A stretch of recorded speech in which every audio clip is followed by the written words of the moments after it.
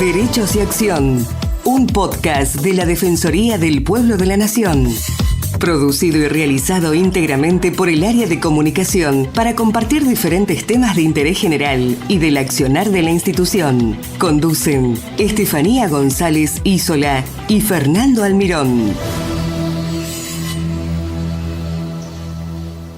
Cambio climático, trabajo colaborativo binacional Argentina-Chile para estudiar las consecuencias socioambientales en comunidades ribereñas.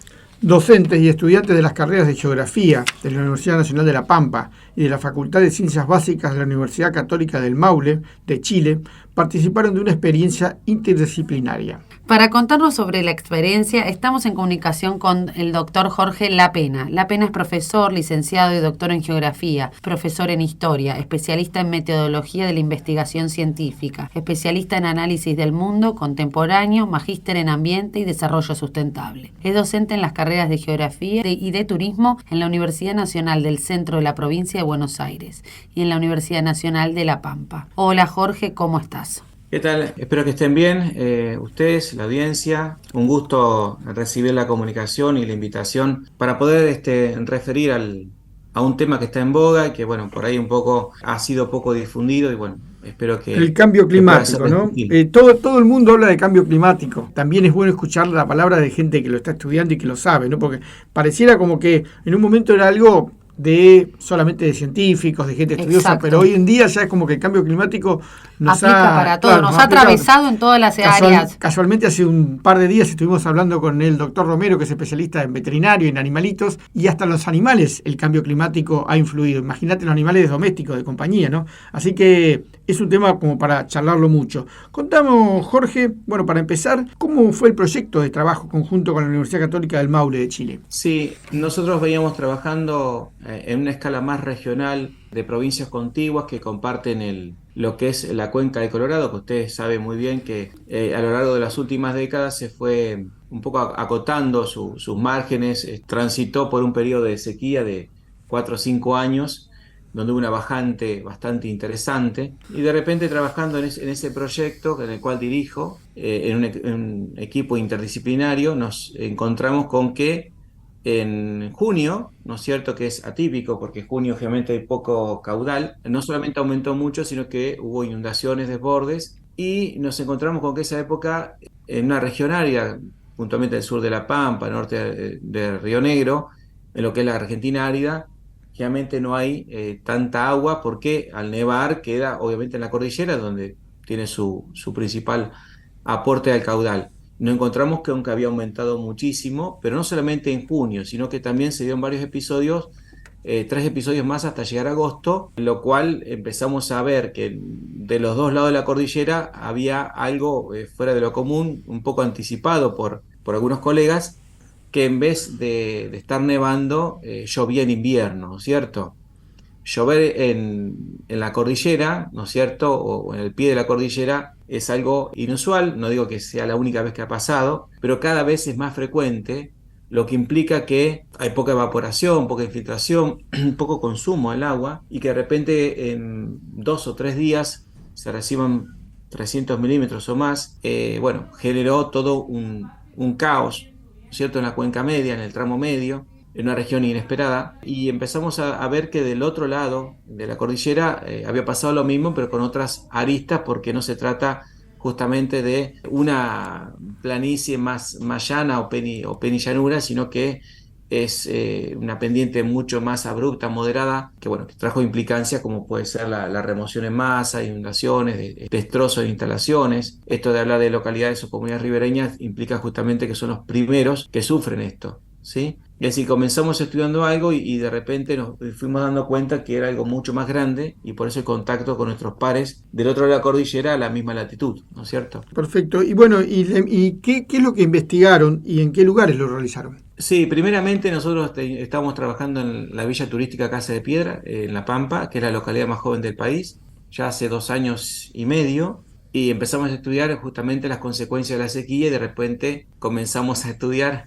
las consecuencias de las crecidas, que bueno, digo Casa de Piedra porque es el punto de inflexión, porque ahí está el dique, donde obviamente después se regula. Pero por ejemplo, localidades como 25 de Mayo, Catriel, tuvieron muchísimos, de hecho hasta ahora siguen lidiando con estas crecidas, al punto, bueno, de cortarse provisoriamente algún camino, generar alguna inundación, rotura de instalaciones eléctricas en Catriel, que dejó justamente a esa ciudad rionegrina muchos días sin electricidad. Y bueno, y fuimos viendo que los colegas de Chile nos comentaban lo mismo, pero con otras consecuencias, con otros impactos, así que decidimos ir al área de interés común, que es en lo más alto de la cordillera, el Paso de Pehuenches, donde justamente nos encontramos con que estaba interrumpido durante varios meses, alguna intermitencia hubo, y lo que comenzamos a ver es que la prensa prácticamente no, más que la prensa local, ahí muy cerquita de Malargüe, Mendoza, no trascendía la prensa nacional, digo. Y bueno, y empezamos a ver muchísimas consecuencias que le cambian la vida a la gente, que genera problemas, y de repente encontrar con que un paso internacional esté cortado tanto tiempo y que las alternativas sea Pino Achado, restringidamente en lo que fue el invierno y primavera, pero y después Cristo Redentor, nos encontramos con la pregunta, bueno, esto es algo grande que va a ser cada vez más frecuente porque el paso, al tener todos estos cambios, se aligera los procesos de remoción en masa, se interrumpen los caminos y de repente nos llamó la atención de por qué la prensa y obviamente la cuestión política nacional no hacían hincapié en estos temas, porque de hecho notamos como cierta tibieza o ligereza, contundencia, y empezamos a estudiarlo y a publicarlo y decir, bueno, esto es el comienzo, y hubo gente que fue vaticinando estas cuestiones que tampoco fue escuchada, entonces nos pareció mucho para nosotros solos, así que hicimos pie con la gente del otro lado de la cordillera y bueno, a nosotros nos sirvió muchísimo porque ellos también transitaron con algún tipo de problema parecido. Hay cuestiones de congruencia de los ejecutivos nacionales. Bueno, ya trabajan en forma más centralizada, nosotros trabajamos en forma más descentralizada, federalmente hablando, pero en la práctica el Estado o las políticas del Estado vimos que no llegaron en tiempo y forma, ¿no? Perfecto, Jorge. ¿Cuáles fueron las conclusiones a las que llegaron con este trabajo? Conclusiones son varias. A En ver. principio, de nuestra parte, es todo lo que son mallas metálicas para contener del lado argentino puntualmente, porque Chile lo venía haciendo, Claro. contener todo lo que es el derrumbe de rocas, ¿no es cierto? La otra cuestión es tener lugares de descanso. Estos derrumbes que originan, de que se refugio. corten carreteras, que directamente esto, es decir, no va a la población, pero sí queda antes, como quien dice, desvían el curso del río. No, en general significa bueno, está cayendo, bueno, si llueve, obviamente hay mucho caudal, ¿no es cierto? Eso también suele pasar, es natural que pase en primavera, en el descongelamiento, pero que empiece a pasar en invierno y que después en primavera prosiga, significa que hay una carga de nieve que desaparece abruptamente al llover, por ejemplo, Sí. y que eso hace como una especie de lodo. Hay partes que hay deslizamiento de suelo con agua, hay una especie de lodo, arcilla, Ujú. y por otro lado hay rocas que se afloja, tiene una carga de peso que al desaparecer abruptamente cae, y es por una cuestión natural. ¿Qué pasa?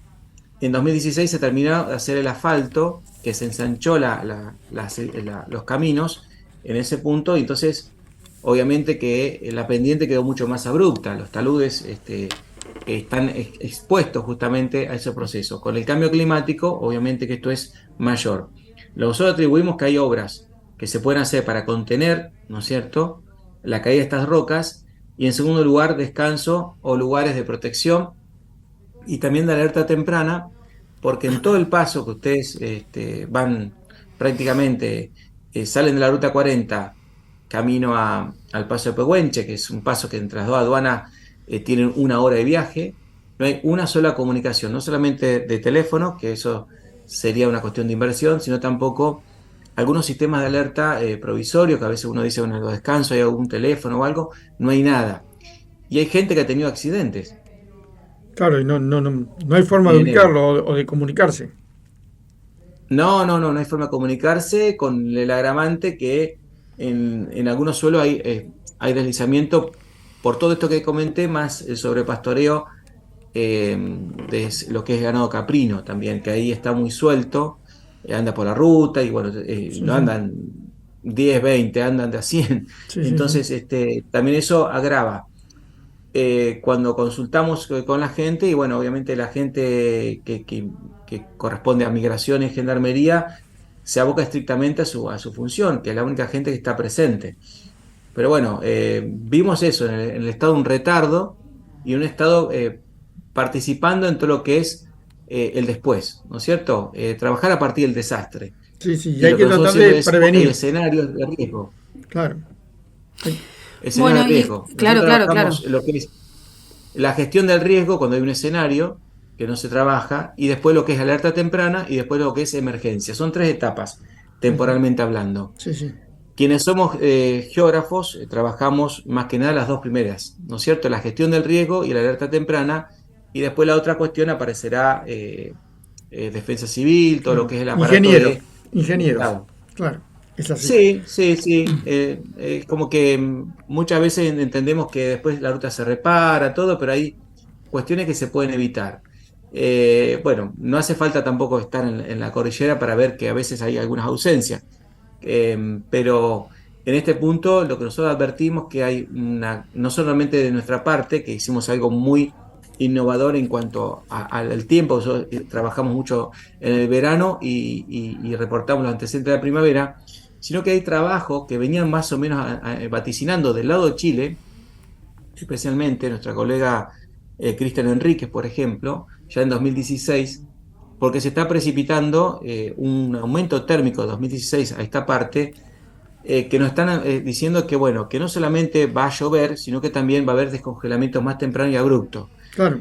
Ahora, por El ejemplo, hace pocos calentamiento días global, había claro. nevada. En toda esta cuestión de que, bueno, hay un principio de ola polar, ola polar, hay un enfriamiento y hay algunas nevadas en este tiempo que también tienen que ver con esta dinámica. El cambio climático no solamente calentamiento. Y también es cierto que hay cuestiones que obedecen al cambio climático y otras la variabilidad climática o meteorológica que puede haber, como por ejemplo fue en el año 1914, que hubo una gran crecida porque hubo acumulación de bancos de hielo y ese derrumbe, ¿no es cierto?, generó en toda la cuenca una especie casi de, no solamente de avalancha en la cuenca superior, sino también de inundaciones que se cobraron al menos 200 vidas, en un momento que en la ribera del río Colorado no había más que 1000 almas, ¿no es cierto? Es una proporción importante, es un trabajo muy, muy bueno que hizo la gente de Bahía Blanca, digo, el doctor Bustos Caras, por ejemplo, por citar una persona de referencia, y son cuestiones que no están en la educación ambiental de las escuelas, no está en las políticas muy, muy forma contundente, porque hablamos nosotros que hoy una crecida puede ser atenuada por este dique de casa de piedra, pero aún así hay partes de tramos que tiene consecuencias. Del lado chileno, ni hablar lo que ha sido todo esto, casi 2 metros de lodo y barro, destruyendo muchas comunidades rurales. Y bueno, entendemos que a veces si se trabaja en la gestión del riesgo y la alerta temprana, y digo estos ejemplos que di cortito porque hay muchos más de conclusiones y propuestas que hacemos nosotros, pero si se trabaja con equipos interdisciplinarios con mucho tiempo, obviamente se puede cambiar mucho la realidad en la prevención. Ocurre que muchas veces la prevención o precaución, pequeña diferencia siempre decimos, porque a veces el actor político pide tantas precisiones sobre el futuro que nosotros decimos, trabajamos sobre marcos precautorios, porque en una medida podemos decir que esto puede ocurrir este año o el otro, pero va a ocurrir cada vez más, con más frecuencia. No sabemos estrictamente a veces en qué intensidad, pero va a ocurrir. Entonces muchas veces pasa lo mismo con las fumigaciones, con un montón de temas ambientales. Se atomiza desde una visión más burocrática, legal, que siempre decimos, bueno, acá hay muchas herramientas legales que se pueden modificar, se pueden ampliar y también generar que la gente que está investigando tenga injerencia. No hace falta erogación económica porque hay gente que ya está trabajando, sino ser escuchada, ser incluida en los actores decisionales y no que quede remitido, como ustedes dijeron recién, por ahí a la parte de algún ingeniero de defensa civil, alguien de salud o policía federal o gendarmería, que van después del problema. Y del lado chileno lo que nos sorprendió es que ellos tienen financiamiento y que aún teniendo muchas cosas en el haber por hacer, algunas cosas han sido escuchadas, ¿sí? Ellos estaban con un tema de un geoparque que querían crearlo como área protegida con esa preocupación, pero después vimos que en materia de lo que es remoción de masa, en parte habían trabajado ahora a partir de este episodio, habían trabajado bastante, cosa que del lado argentino vimos solamente, bueno, que sacaron la parte obstruida, pero está a flor de piel el riesgo, ¿no es cierto? Jorge, muchas gracias por Muchas haber gracias. estado con nosotros con un tema tan importante, ¿no? Exacto. Bueno, quedo abierto para cualquier consulta y bueno, como dije, les agradezco el espacio y bueno, en nombre de la universidad les agradezco mucho por preocuparse por un tema tan sensible. Gracias, Jorge. Hasta luego. Hasta luego. Muchas gracias por escucharnos. Los esperamos en una nueva emisión de Derechos y Acción.